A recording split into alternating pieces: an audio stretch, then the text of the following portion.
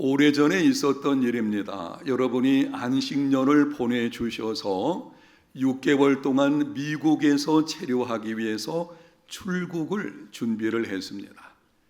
미국 LA 살고 있는 지인들에게 선물을 주려고 아내가 짐을 싸는데 멸치 2상자, 5kg짜리 고춧가루 한 봉지, 그리고 진공 포장된 엿기름 등등.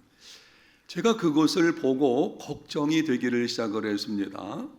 대부분의 나라에서 농산물 반입을 금지하는데 입국 심사에 때 세관에서 걸리면 어떻게 하나.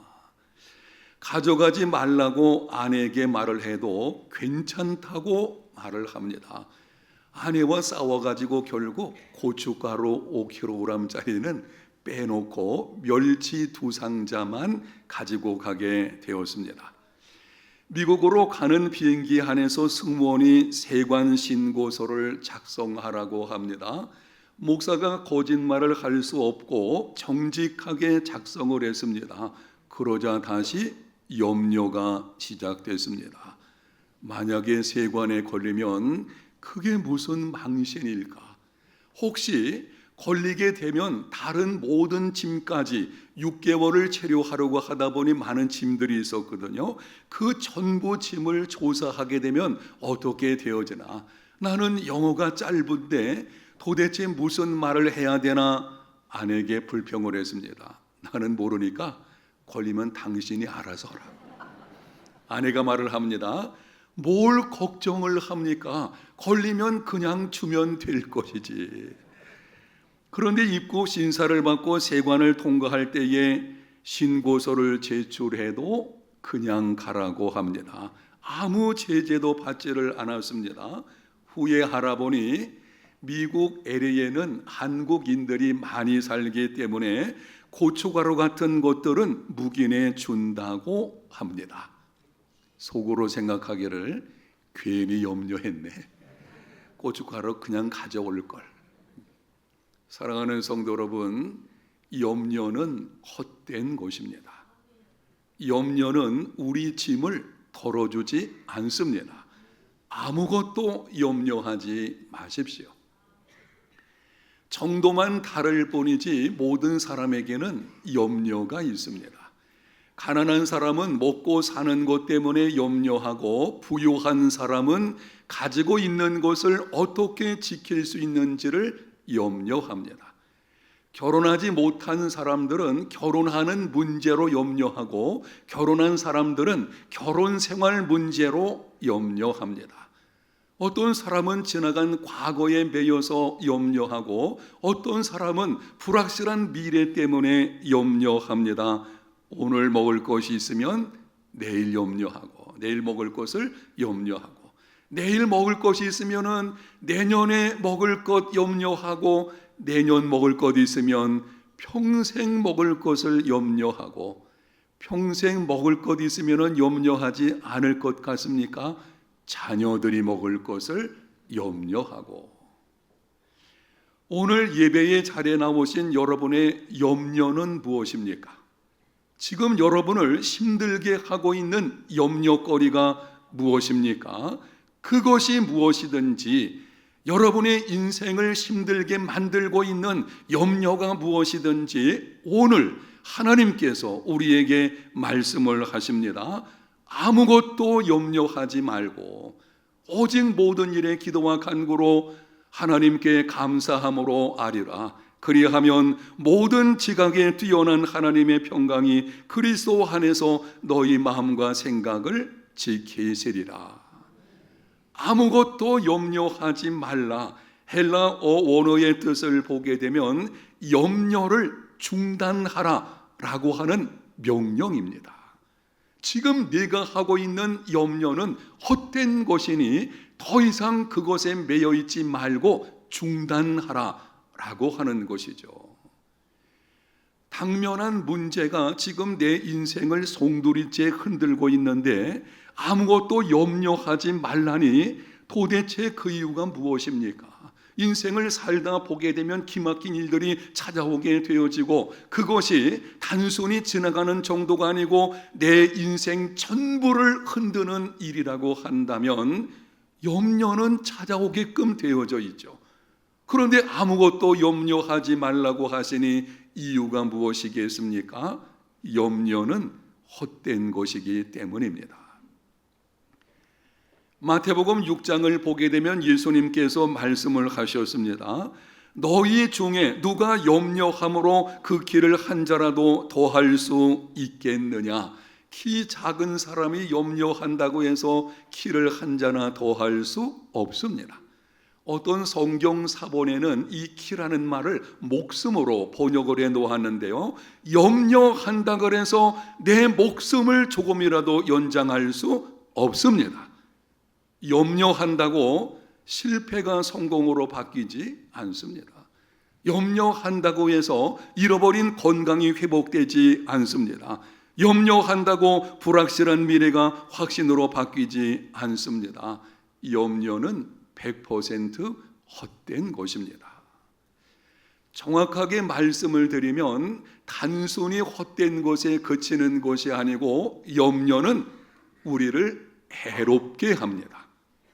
누가복음 21장을 보면 다시 오실 예수님을 맞이할 준비를 갖추지 못하게 하는 심각한 죄악들을 말씀을 하게 되어지는데요, 예수님께서 이렇게 말씀을 하셨어요.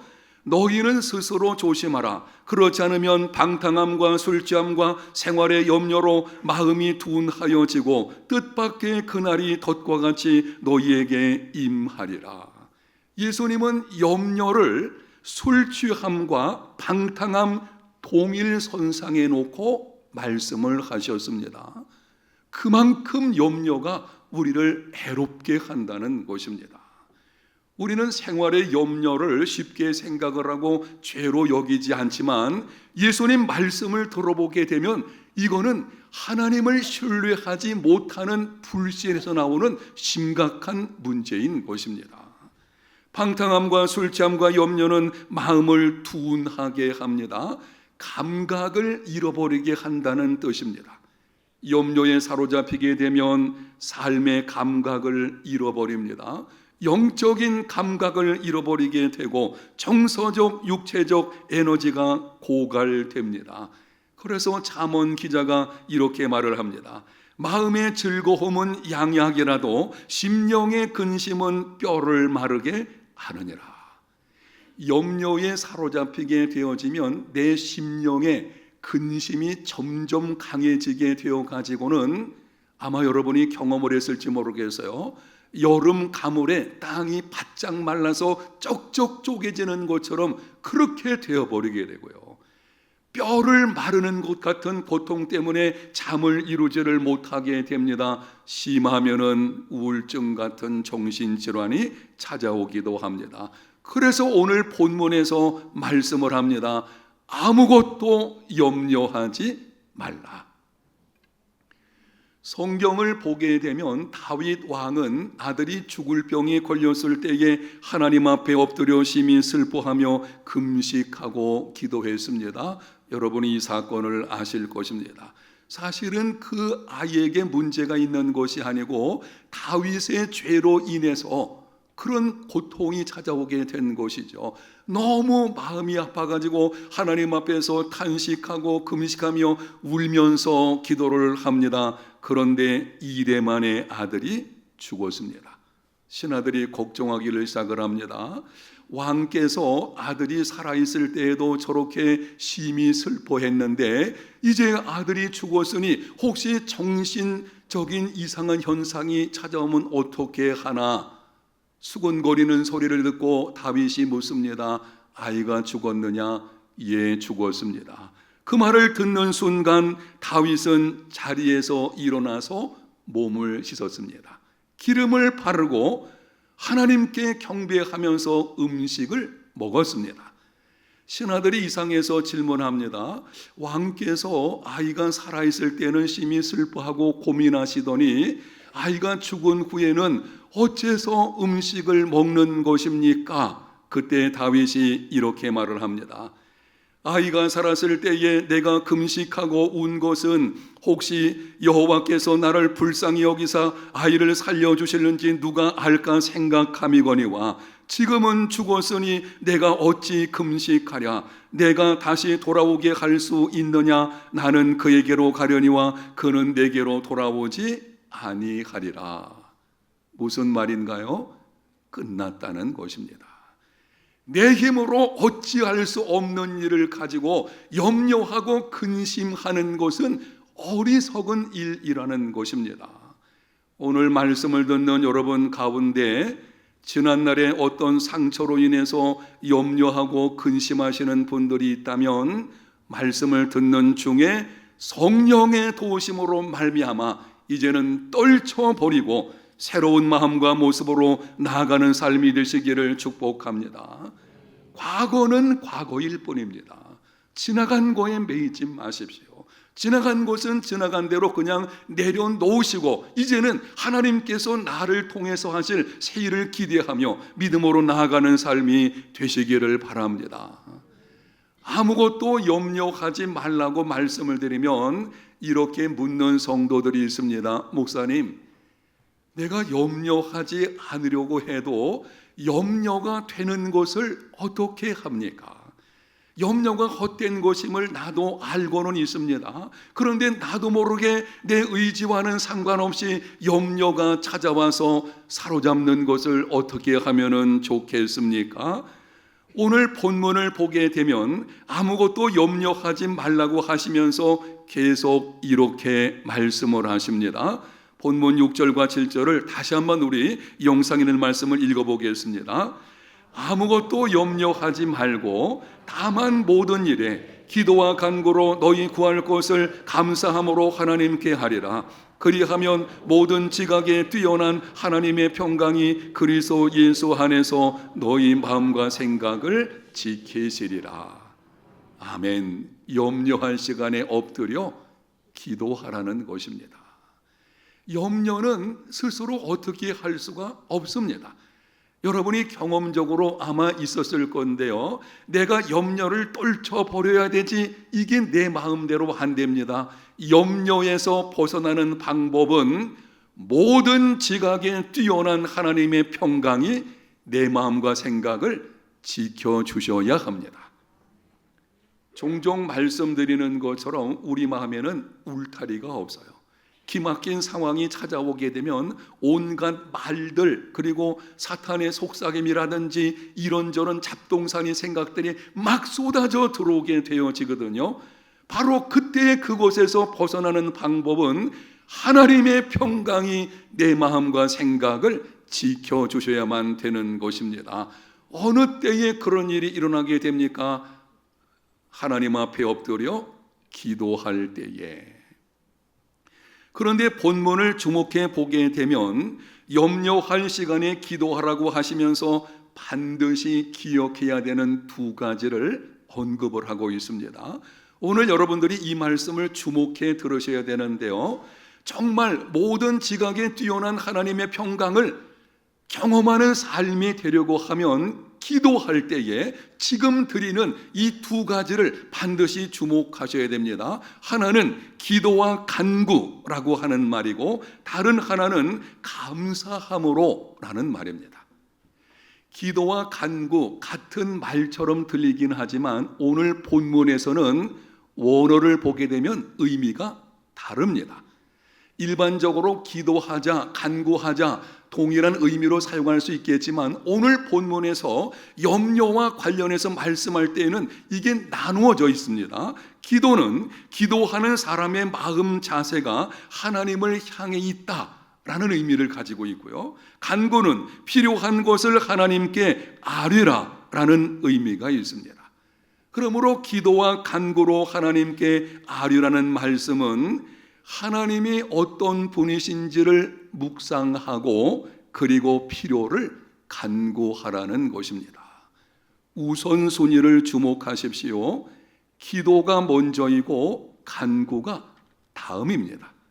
반복해서 말씀드리기 위해서요, 기도 간구 일반적으로 함께 쓰기도 하지만 오늘 본문에서는 이 말씀을 나누어서 언급을 하고 있습니다. 하나님을 묵상하는 기도가 먼저이고 나의 필요를 간구는 다음입니다.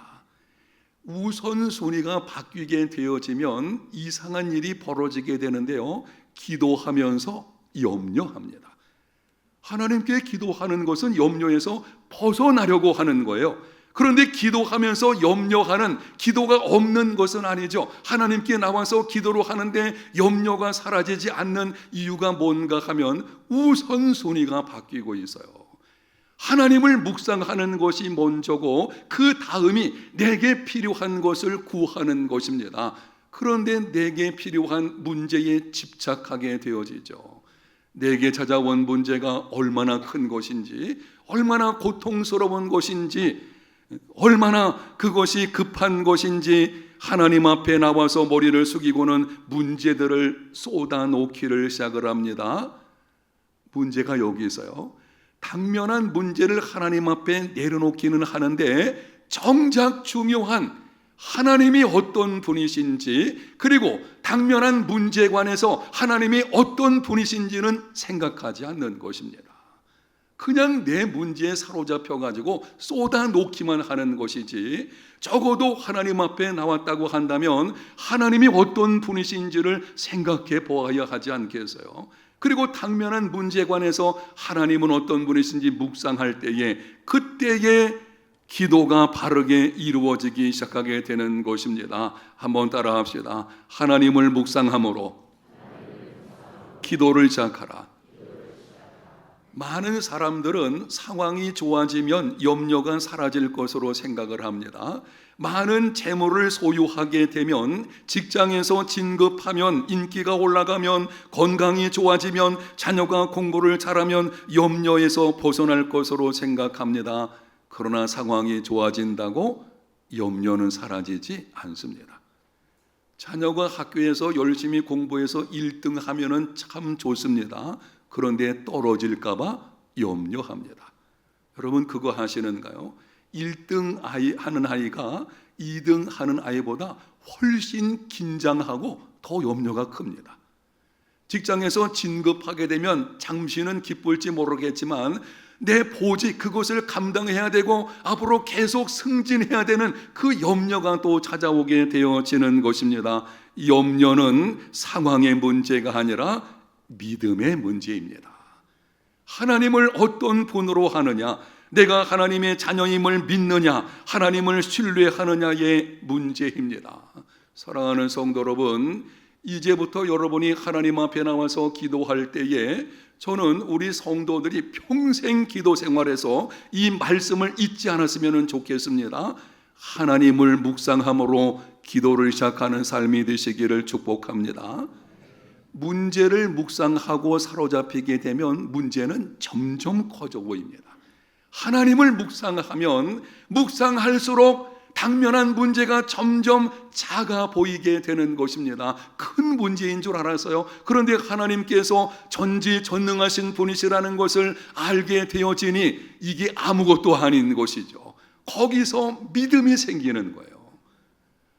하나님을 묵상할 때에 믿음이 생기는 것이고, 그 믿음이 우리로 하여금 모든 지각에 뛰어난 하나님의 평강을 경험하게 하는 것입니다. 그때 비로소 염려에서 벗어나게 됩니다. 다음, 모든 지각에 뛰어난 하나님의 평강이 마음과 생각을 지켜주심을 경험하려면 감사함으로 기도해야 합니다. 사도 바울이 성령의 감동하심으로 우리에게 말씀을 하시는데요, 다만 모든 일에 기도와 간구로, 그 다음에 감사함으로 아뢰라. 여기 감사함은 그럼에도 불구하고도의 감사입니다. 당면한 문제로 인해서 많은 것을 잃어버렸지만 그럼에도 불구하고 남은 것들을 찾아서 그것으로 감사해야 합니다. 또 한 가지 측면에서는 하나님께서 반드시, 지금은 이 환난으로 인해서 미래가 불확실한 가운데 있지만 하나님께서 반드시 합력하여 선을 이루어 주실 것을 믿음으로 감사해야 합니다.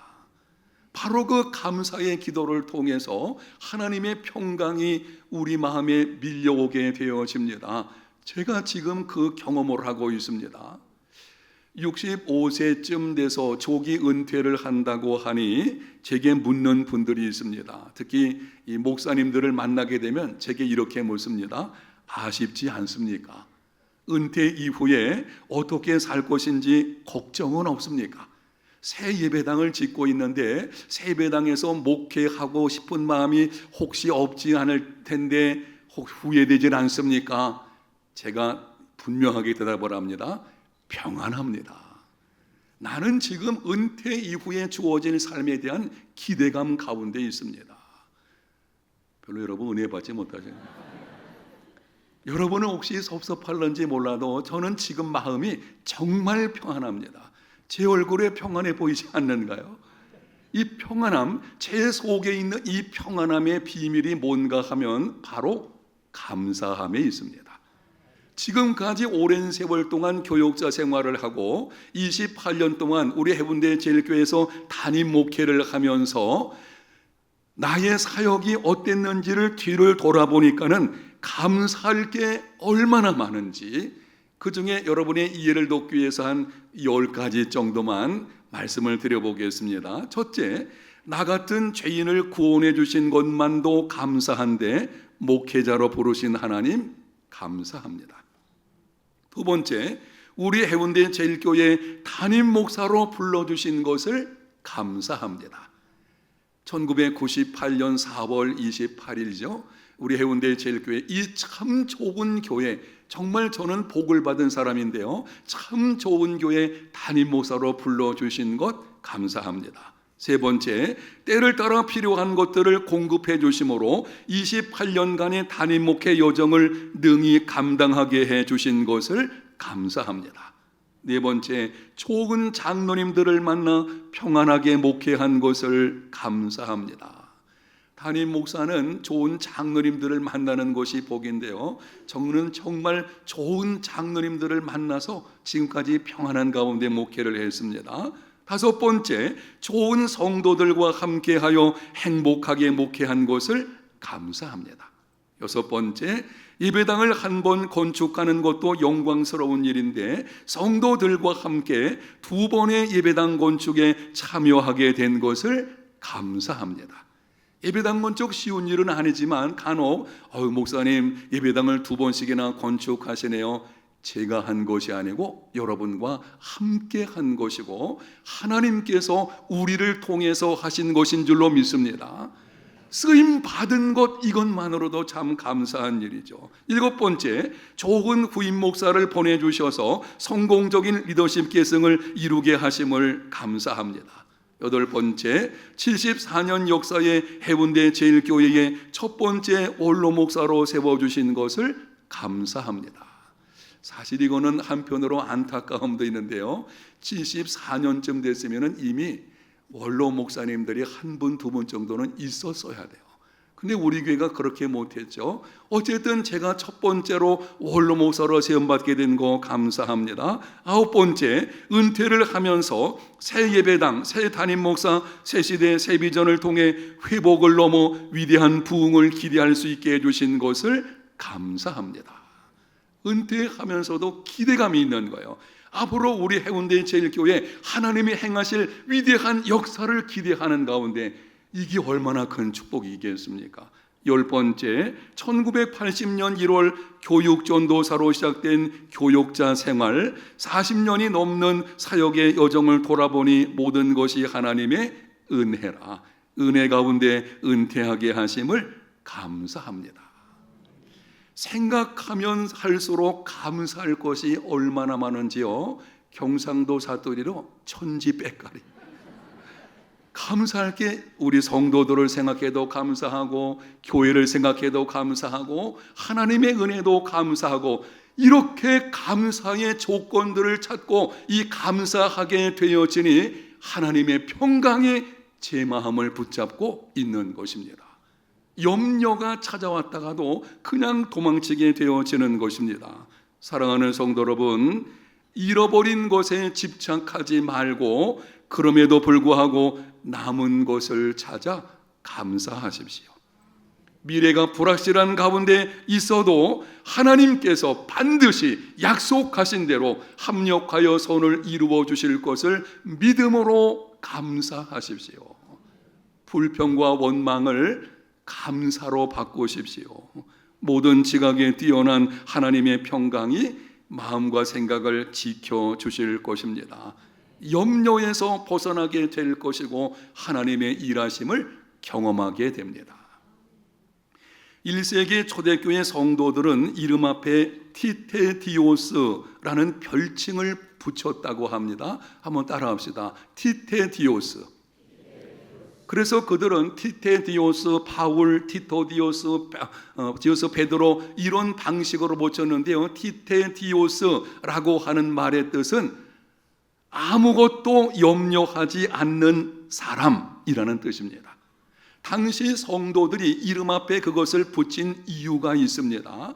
예수 믿는 하나님의 자녀들은 세상 속에서 세상 사람들이 볼 때에 환난 중에서도 근심하거나 염려에 사로잡히지 않는 사람이라는 것을 증거하기 원했기 때문입니다. 우리는 예수 믿는 하나님의 자녀들입니다. 저는 우리 해운대 제일교회 모든 성도들이 티테디오스가 되시기를 축복합니다. 아무것도 염려하지 않는 사람, 염려에 사로잡혀서 거기에 질질 끌려갈 것 같은데 그렇지 않고 염려하지 않고 오히려 그 가운데 하나님의 평강을 누리는 사람, 그 모습을 세상 사람들이 봐야 돼요. 거기에서 생명사역이 이루어지게 되는 것입니다. 고난이 있느냐 없느냐 문제 아닙니다. 고난 중에서 어떤 모습을 보이느냐 하는 것이 생명을 낳게 되는 것이거든요. 아무것도 염려하지 않는 사람, 저와 여러분 우리 모두가 다 되시기를 예수님 이름으로 축복합니다. 이 시간 우리